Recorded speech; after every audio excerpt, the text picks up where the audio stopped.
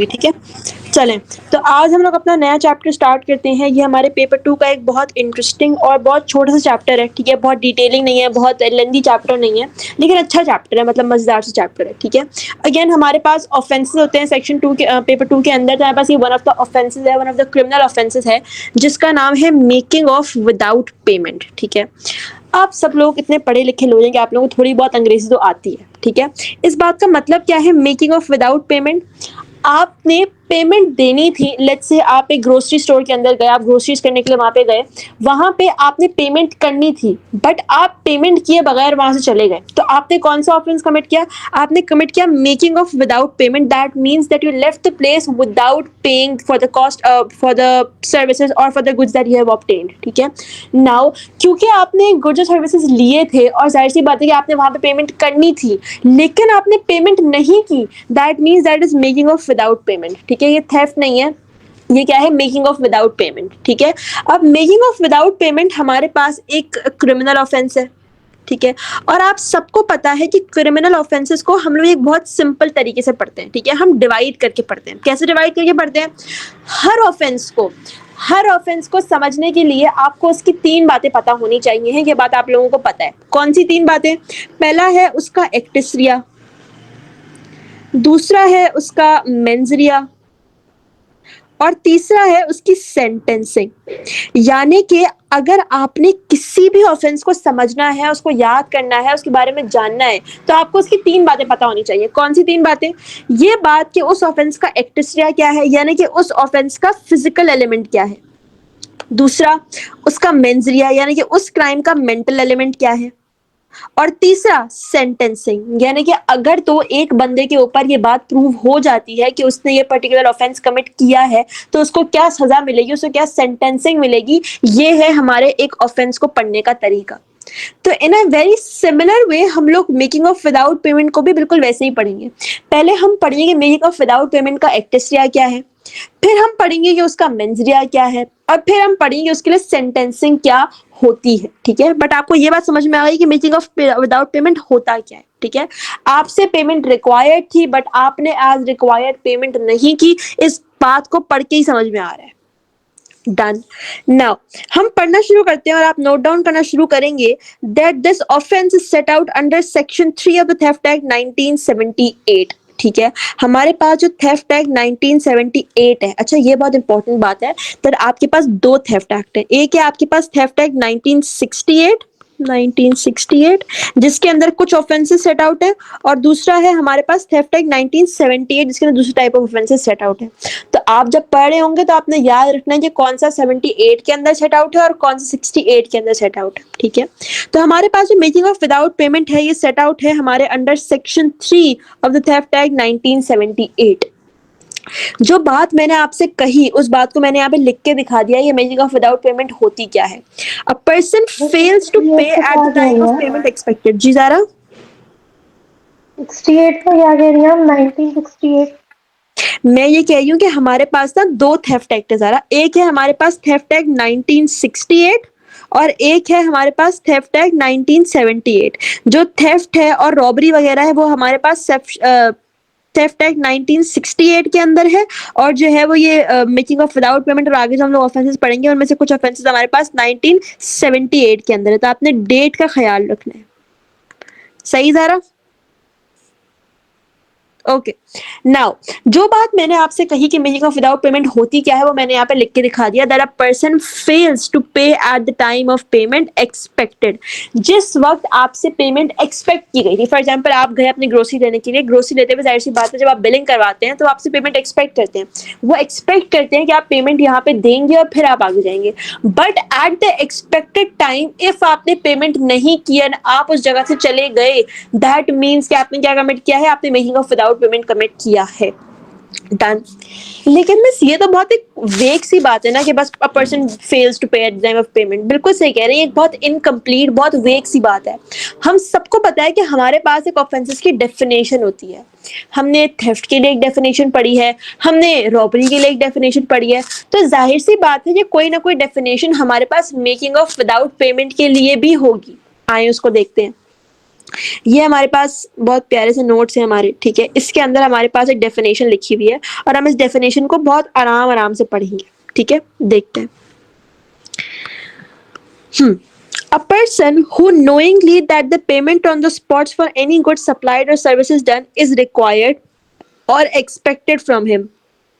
एक ऐसा इंसान जिसको मालूम है that payment on spot for goods supplied और सर्विसेज, जो गुड्स जिसको सप्लाई किए गए हैं या फिर सर्विसेज जो उसने ऑब्टेन की हैं, उसके लिए पेमेंट रिक्वायर्ड है या फिर एक्सपेक्टेड है on spot.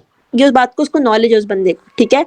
Dishonestly makes of without having paid as required or expected and with the intent to avoid payment of the amount due shall be guilty of an offense। क्या कह रहा है? आधी बात ये कह रहा था कि वो इंसान जिसको मालूम है that payment on spot is required उन गुड्स के लिए जो कि उसको सप्लाई किए गए हैं या फिर उन सर्विसेज के लिए जो कि उसने ऑब्टेन की हैं, वो मेक ऑफ कर जाए। मेक ऑफ का मतलब उस जगह से चला जाए, लीव कर दे उस जगह को, चला जाए उस जगह से विदाउट पेइंग एज रिक्वायर्ड और एज एक्सपेक्टेड। और उसकी इंटेंशन क्या है? To avoid payment. That means that person is guilty of an offence. Guilty of an offence of making off without payment. Making off without payment. तो हमारे पास पूरी की पूरी डेफिनेशन क्या है लॉ की? ये डेफिनेशन मैंने अपनी मर्जी से नहीं लिखी है, ये डेफिनेशन हमें लॉ ने बताई है कि भाई मेकिंग ऑफ विदाउट पेमेंट है क्या? जब कोई ऐसा इंसान जिसको मालूम है that payment on spot is required for the goods और services that he has obtained, और वो उस जगह से मेक ऑफ कर जाए, उस जगह से चला जाए dishonestly and his intention is to avoid payment, that means that this person is guilty of an offence that is making off without payment. क्या अब हमने ऑफेंस की डेफिनेशन पढ़ ली, ठीक है। Now the next task is to understand the actus reus of the offence, ठीक है। हमारे पास 4 एलिमेंट्स हैं। हमारे पास मेकिंग ऑफ विदाउट पेमेंट के एक्टिसिया के अंदर 4 एलिमेंट्स हैं। पहला एलिमेंट है हमारे पास that the defendant makes off. पहला एक्टिसिया क्या है? पहला फिजिकल एलिमेंट क्या है हमारे क्राइम का? दैट ये डिफेंडेंट जिससे पेमेंट रिक्वायर्ड थी वो बंदा मेक ऑफ कर चुका है। Now the make of here means that कि वो बंदा उस जगह को लेफ्ट कर चुका है, उस जगह से निकल चुका है, उस जगह को लीव कर चुका है। अगर वो बंदा अभी तक उस जगह के ऊपर है तो उसके ऊपर मेकिंग ऑफ विदाउट पेमेंट का चार्ज नहीं लग सकता है। एक बहुत इंपॉर्टेंट रिक्वायरमेंट है हमारे ऑफेंस की कि जिस बंदे के ऊपर आप क्लेम कर रहे हैं, जिस बंदे के आपको लगता है कि इस बंदे ने ऑफेंस कमिट किया है, उस बंदे ने एक्चुअली मेक ऑफ किया हो। अगर उस बंदे ने अभी तक मेक ऑफ नहीं किया है, दैट मीन्स कि आप उसके ऊपर क्लेम नहीं लगा सकते। दैट मीन्स हमारे पास यहाँ पे एक केस है, हम जरा इस केस को देखते हैं केस से कहते हैं। In the case of R.V. McDavid, the defendant argued with the restaurant manager over a bill and refused to pay. भाई एक आर्ग्यूमेंट हो गई डिफेंडेंट की होटल मैनेजर के साथ, रेस्टोरेंट मैनेजर के साथ, और उसने बोला कि भाई मैं तेरे पैसे नहीं दूंगा। सिर्फ बोला है, सही है। आगे पढ़ते हैं। When he tried to leave, he was told that police is called, so he went to the toilet and stayed there until the police arrived. जब उसको बोला जाए कि भाई हमने पुलिस बुला ली है, तो वो बेचारा वॉशरूम जाके बैठ गया, ठीक है। बट उसने अभी तक होटल रेस्टोरेंट जो भी है ये उसको छोड़ा नहीं है, ठीक है। You have to keep this thing in mind. आगे पढ़ते हैं। The critical aspect of this case is whether McDavid had made off from the restaurant without payment. The court ruled that since he had not left the restaurants he could not be convicted of offence, because उस बंदे ने अभी तक make of किया ही नहीं है। देखो offence का नाम ही है मेकिंग ऑफ विदाउट पेमेंट। अगर उस बंदे ने अभी तक मेक ऑफ किया ही नहीं है, वो जगह अभी तक छोड़ी ही नहीं है, how can you claim for making off without payment? सोचो, कॉमन सेंस वाली बात है ना ये तो। आप किसी के ऊपर मर्डर का चार्ज लगा रहे हो, हालांकि कोई बंदा मरा ही नहीं है। इट्स लिटरली दैट स्टूपिड, ठीक है। अब क्योंकि उस बंदे ने अभी तक उस जगह को छोड़ा ही नहीं है, दैट मीन्स कि उसने अभी तक मेक ऑफ किया ही नहीं है। अब जाहिर सी बात है कि उसने अभी तक मेक ऑफ किया नहीं है, तो you can not hold him accountable for the offence of making off without payment. उसके नाम के अंदर लिखा हुआ है कि भाई मेक ऑफ, तो पहले उसको मेक ऑफ करने तो दे। बिकॉज यहाँ पे मेक ऑफ नहीं हुआ है, अभी तक अपनी जगह के ऊपर ही है, उस जगह को लेफ्ट नहीं किया है, लीव नहीं किया है, that means that this person is not guilty for the offence of making off without payment. क्या यहां तक बात क्रिस्टल क्लियर है? बिल्कुल क्लियर, 1% डाउट भी नहीं होना चाहिए।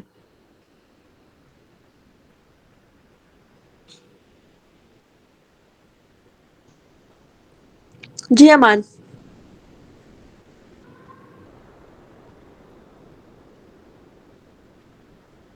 अमान कुछ समझ में नहीं आया है तो बताओ मुझे। चलें जी, अब क्योंकि यहाँ तक बात बिल्कुल क्रिस्टल क्लियर है तो हम जाते हैं हमारे दूसरे एलिमेंट ऑफ एक्टिस्ट्रा के ऊपर, ठीक है। That is the goods have been supplied और सर्विसेज हैव बीन डन। क्या मतलब भाई, आप अगर एक बंदे के ऊपर चार्ज लगा रहे हो मेकिंग ऑफ विदाउट पेमेंट का, तो it is very very important कि उस बंदे को एक्चुअली गुड्स सप्लाई हो चुके हों और सर्विसेज हैव बीन डन, अगर सर्विस का कॉन्ट्रैक्ट सर्विसेज आपने उसको प्रोवाइड कर दिए। फॉर एग्जांपल, अगर आप कोई चीज़ ऑनलाइन मंगाते हैं और वहाँ पे प्री पेमेंट की रिक्वायरमेंट है, ठीक है, आप किसी के ऊपर ये केस नहीं कर सकते कि भाई इसने मुझे मेरी प्री पेमेंट नहीं दी है। जाहिर सी बात है, वो एक फजूल सी बात हो जाएगी, ठीक है। तो हमारे पास मेकिंग ऑफ विदाउट पेमेंट का चार्ज लगता कब है, जब आपने गुड्स सप्लाई कर दिए हो या फिर सर्विसेज हैव बीन डन। अगर प्री पेमेंट कोई बंदा आपको नहीं दे रहा है और आपको वो बंदा सही नहीं लग रहा है, दैट सिंपली मींस कि आप उसको वो चीज़ प्रोवाइड नहीं करोगे, ठीक है। वो अभी तक आपके कंट्रोल में है बात। अगर वो चीज़ आपके कंट्रोल में है और आपको शक है तो आप उसको चीज़ नहीं प्रोवाइड करोगे, राइट। बट अगर आपने किसी बंदे को कोई चीज़ प्रोवाइड कर दी है, कोई सर्विसेज दे दी है and now he is refusing to pay, वो बोल रहे हैं अब नहीं दे रहा भाई ये पैसे, तो फिर तो चीज़ें आपके कंट्रोल से बाहर जा चुकी है ना। लेट्स से मैं आपको 1 महीना पढ़ाती हूँ और आप मुझे 1 महीने पढ़ने के बाद कहते हैं कि भाई मैं आपको फीस नहीं दे रहा, ठीक है। दैट मीन्स कि अब चीजें मेरे कंट्रोल से बाहर जा चुकी हैं, ठीक है। अगर आप मुझे अर्ली ऑन पेमेंट नहीं दे रहे होते, मुझे शक होता तो मैं आपसे कहती कि भाई जाओ मैं आपको नहीं पढ़ा रही, ठीक है। चीजें मेरे कंट्रोल में थी, मैं आपको वो बेनिफिट प्रोवाइड करती ही नहीं, तो जाहिर सी बात है मेरा लॉस होता ही नहीं, राइट।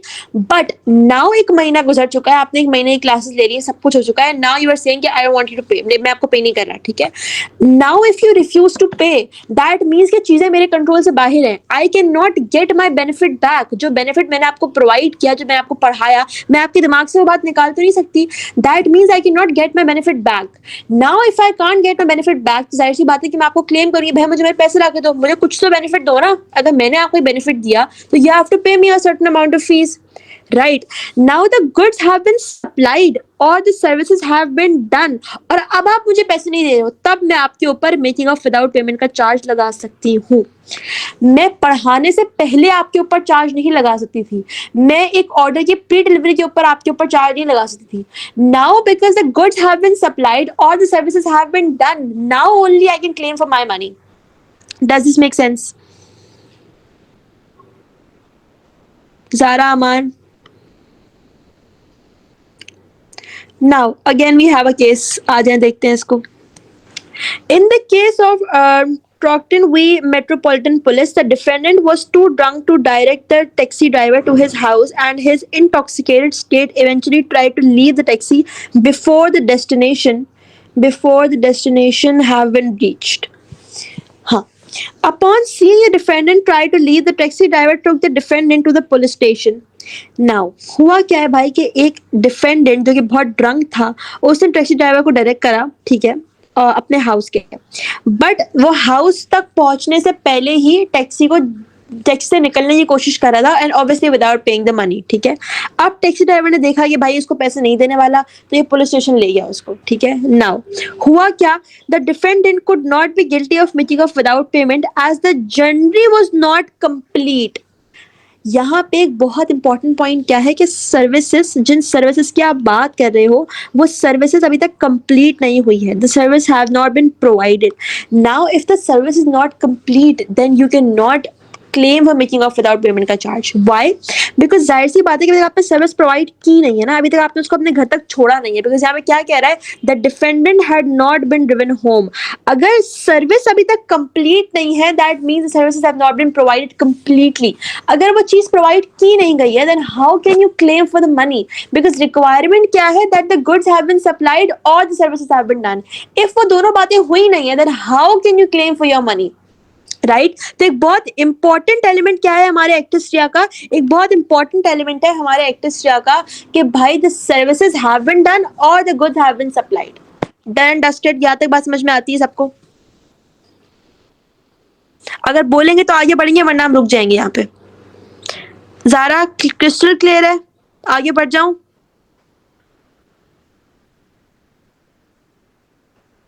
जल्दी ज़ारा, जल्दी, चलो आगे बढ़ते हैं। अच्छा, यहाँ पे एक बहुत इंपॉर्टेंट लाइन लिखी हुई है, that the goods and services that are illegal are excluded. ठीक है, यहाँ पे ये बात लिखी गई है, बट आप लोग लॉ के स्टूडेंट्स हैं, आई बिलीव कि अगर ये बात यहाँ पे नहीं भी लिखी होती ना, तो भी डेफिनेटली आप लोग ये बात अंडरस्टूड होती कि जाहिर सी बात है कि अगर हम दोनों एक इलीगल चीज़ सप्लाई कर रहे थे, लेट्स से ड्रग्स, ठीक है, पाकिस्तान में ड्रग्स ऐसा चलाओ नहीं है, जाहिर सी बात है, ठीक है, बट अगर हम लोग ड्रग्स का कॉन्ट्रैक्ट करें, हम लोग ड्रग्स बेच रहे हैं एक दूसरे को, ठीक है, तो आप मेरे ऊपर मेकिंग ऑफ विदाउट पेमेंट का क्लेम नहीं कर सकते, ये भाई ये मेरे ड्रग्स लेके भाग गई है। क्यों नहीं कर सकते? बिकॉज भाई वो चीज़ इलीगल है।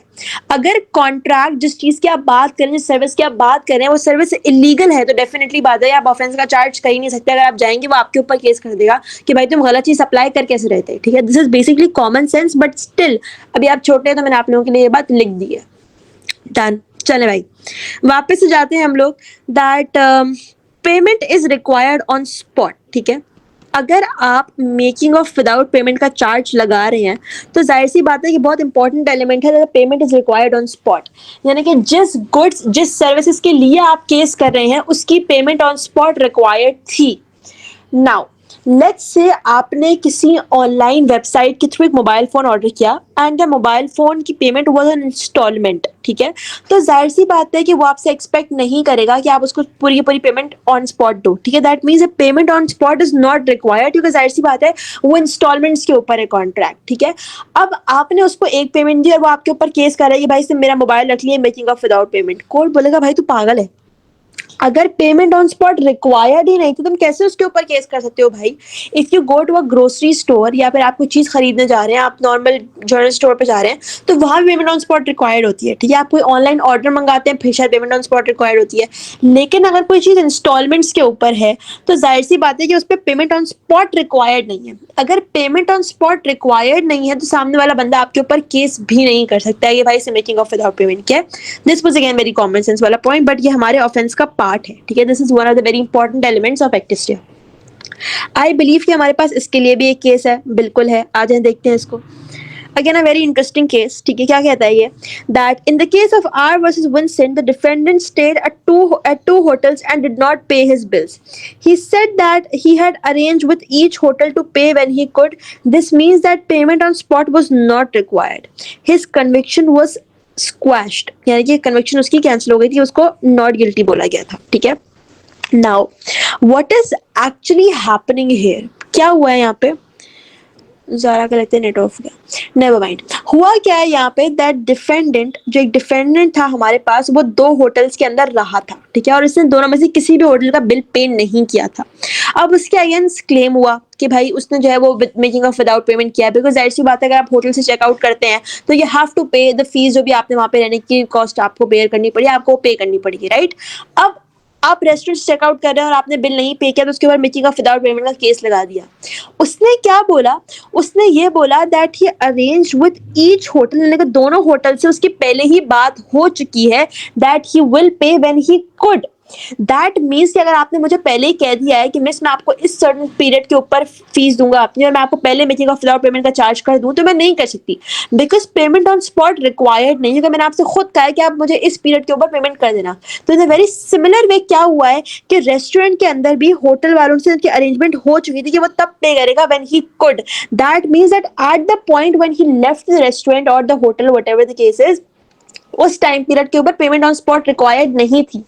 If payment on spot required नहीं थी, then how can you claim for making off without payment? How can you be guilty for making off without payment, right? तो एक बहुत इंपॉर्टेंट एलिमेंट क्या है? that the payment is required on spot.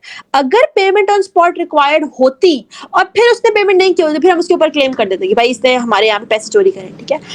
But यहाँ पर क्या हुआ है कि दोनों होटल से ऑलरेडी बात की हुई थी कि वो तब पे करेगा व्हेन ही कुड। अब जब पहले से बात हो चुकी है, दैट मींस चेकआउट के टाइम, होटल को छोड़ते हुए time payment on spot required नहीं थी। और if payment on spot required नहीं थी, दैट मींस कि आप क्लेम नहीं कर सकते हैं मेकिंग ऑफ विदाउट पेमेंट का। सिंपल सी बात है, बात समझ में आती है दोनों को? डन। चले जी वापस से जाते हैं and we have the last element of actus reus, that is the defendant has not paid as required. Defendant से जो पैसे रिक्वायर किए गए थे, एक्सपेक्ट जिसको पे करने थे, बेसिकली उसने वो पैसे पे नहीं करे। A very important element of actus reus, ठीक है। आई थिंक हमारे पास इसके लिए भी एक केस है, इसको जरा देखते हैं जाके।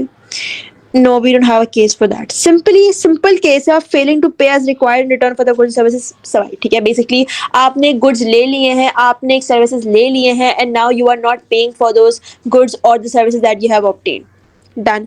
तो ये था हमारे पास 4 एलिमेंट्स ऑफ एक्टिव स्टेप। एक रिवीजन करते हैं भाई, क्या है? The defendant has make off means that defendant has left the place. ठीक है, दूसरा एलिमेंट क्या है? The goods have been supplied और the services have been done. Goods services दे दिए हैं पहले से। ठीक है, payment is required on spot, payment on spot required है। ठीक है, एंड इसके अलावा डिफरेंट पे नहीं किया है एज रिक्वायर्ड। ये है हमारे पास 4 elements of active rea. When the actus rea is done, so we will move on to mens rea. आए मेंस रिया को देखते हैं।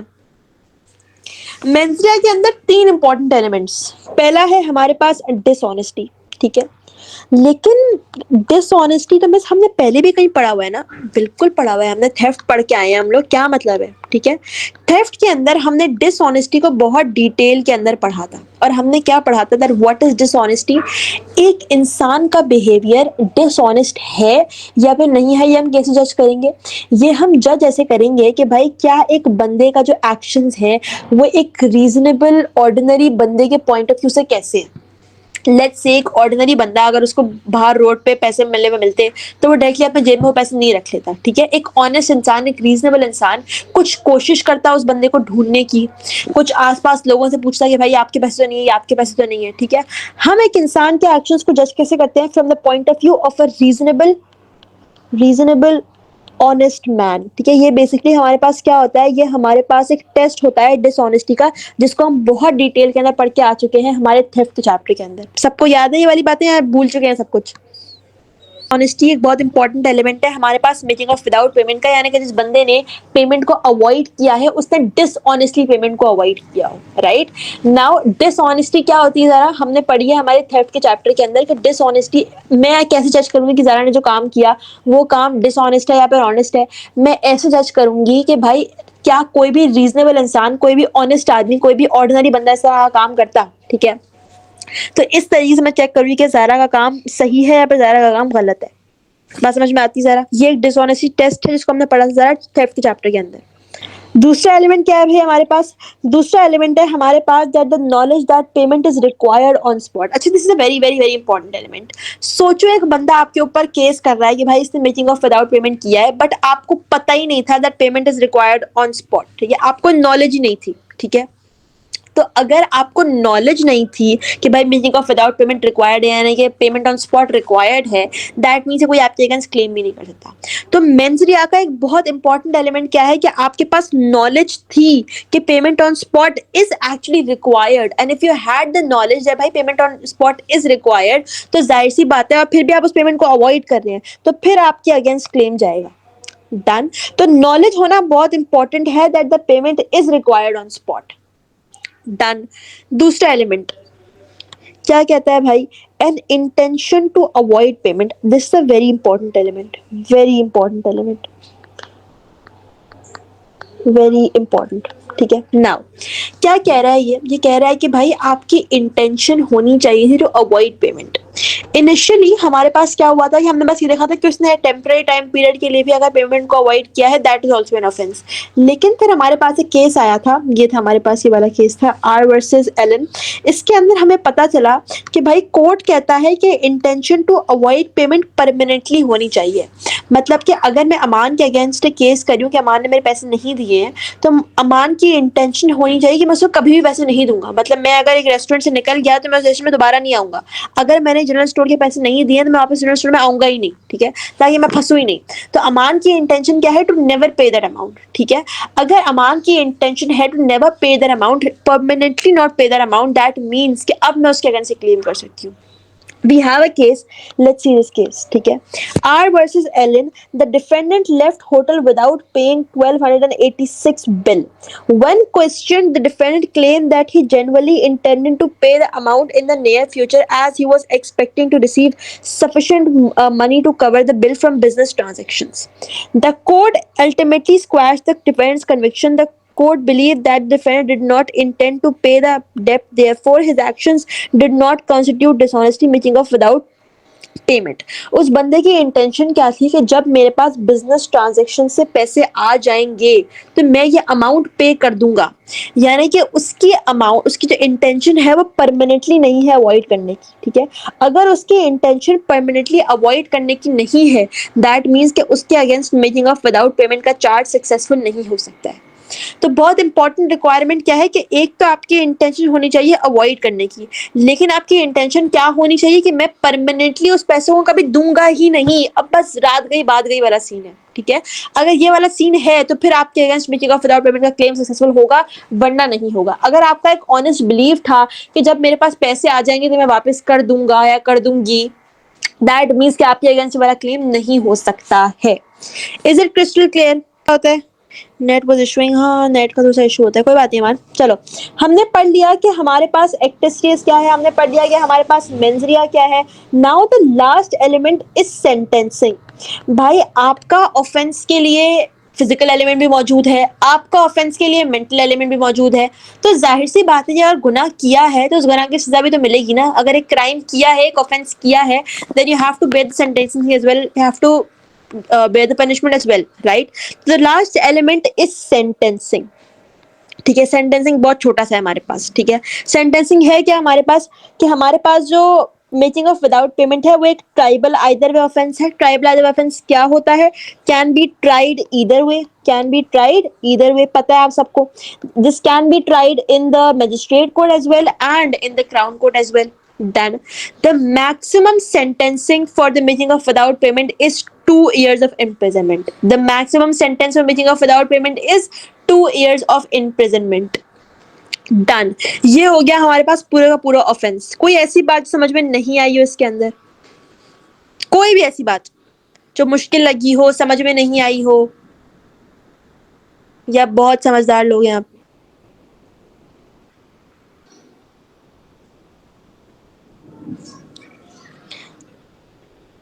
बताओ जरा, बताओ मान, क्या जी मिस आ गई। सब कुछ समझ में आ गया? जी ये चैप्टर आसान है ना? पेपर हाँ में दे दूं, फिर मिड टर्म में दे दूं ये वाला चैप्टर? बस कर दे मिस बस। आसान से चैप्टर है आसान चैप्टर पे मिड टर्म में आराम से टेस्ट कर लेंगे इसको। अच्छा, अब आप लोगों को पता है, मिड में से कुछ तो हटा दे, तो सारा आपने दिया हुआ है। हटा तो मैं कुछ नहीं, मैं डाल सकती हूँ मिड टर्म में। मिस आप नहीं नहीं। अच्छा, अब आप लोगों को पता है कि आप लोगों ने क्या करना है। हर ऑफेंस के लिए हम आखिर में ये वाला काम करते हैं। आपने एक पेज लेना है, ठीक है। आपने एक पेज लेके उसको 3 सेक्शंस में करना है डिवाइड, ठीक है। ये मेरी लाइन थोड़ी टेढ़ी हो गई बट नेवर माइंड। तो 4 सेक्शन बन गए, वापस से बनाएंगे, एक सेकेंड। ये हो गया हमारे पास एक पेज, ठीक है। अरे क्या हो रहा है ये?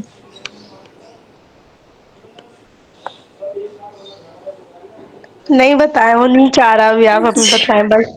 अच्छा, ये हो गया हमारे पास एक पेज, सही है। यहाँ पे आपने बनाने हैं 3 सेक्शंस। ये हो गए आपके 3 सेक्शंस। इस पॉइंट ऑफ व्यू के ma'am what's the syllabus for mid term? Aman मुझे 1 मिनट दो, मैं आपको बताती हूँ, ठीक है।